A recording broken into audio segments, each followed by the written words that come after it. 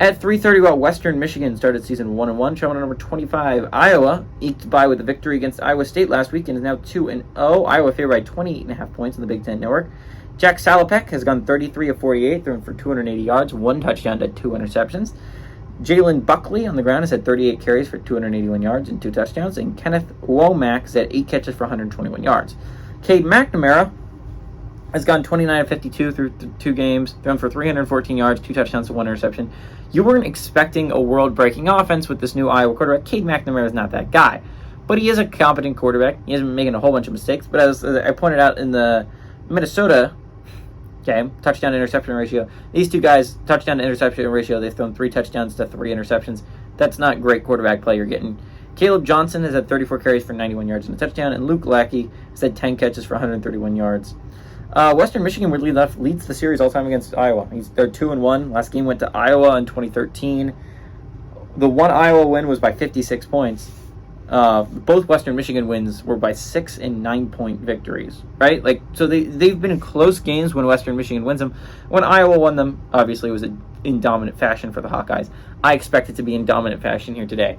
Iowa's offense has not been world-breaking, but weirdly enough, arguably the most competent offense on that side is Iowa. You look at teams that were expected to compete this year. Wisconsin hasn't looked super great on offense with their new quarterback in Tanner Mordecai. Minnesota's looked downright incompetent at times with Cal McManus.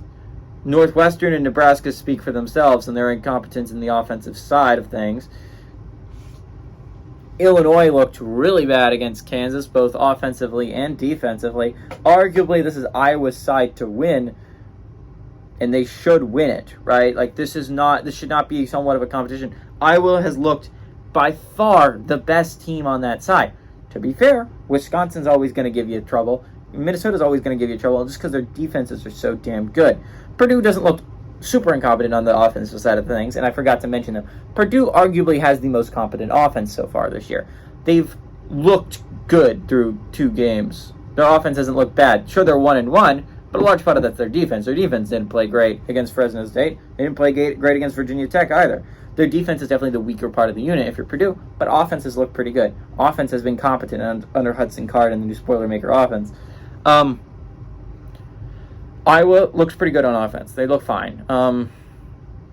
28.5 points might be a lot, simply because I don't know if Iowa can put up that many points. Western Michigan should put up some amount of points. This is an Iowa team that struggled with Utah State early on in the year, and Utah State's not a bad football team, but I also don't think it's a great one.